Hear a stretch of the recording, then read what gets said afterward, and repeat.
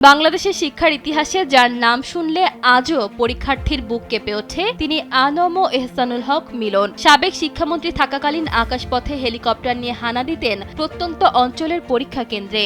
উদ্দেশ্য ছিল নকলমুক্ত পরীক্ষা নিশ্চিত করা। দীর্ঘ বিরতির পর তিনি আবারও সেই একই রুদ্র মূর্তিতে ফিরছেন। এবারও তার লক্ষ্য আসন্ন এসএসসি ও এইচএসসি পরীক্ষাকে নকলমুক্ত করা।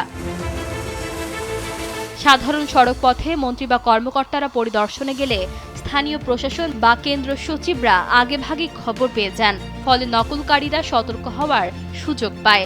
কিন্তু এবার আর সেই সুযোগ থাকছে না। মন্ত্রী এহসানুল হক মিলন জানিয়েছেন তিনি তেজগাঁও হেলিপ্যাড থেকে যেকোনো মুহূর্তে উড়াল দেবেন। কয়েক মিনিটের মধ্যেই পৌঁছে যাবেন দেশের যেকোনো প্রান্তের রেড জোন হিসেবে চিহ্নিত কেন্দ্রগুলোতে।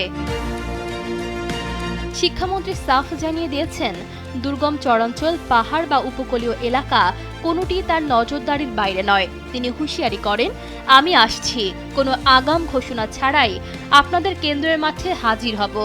শুধু তাই নয়, এবার ডিজিটাল জালিয়াতি রুখতে বসানো হয়েছে বিশেষ লাইভ মনিটরিং সিস্টেম। কোনো কেন্দ্রে অস্বাভাবিক কিছু ঘটলে মুহূর্তের মধ্যেই সে তথ্য চলে যাবে মন্ত্রীর হেলিকপ্টারে, আর সেখান থেকে শুরু হবে অ্যাকশন।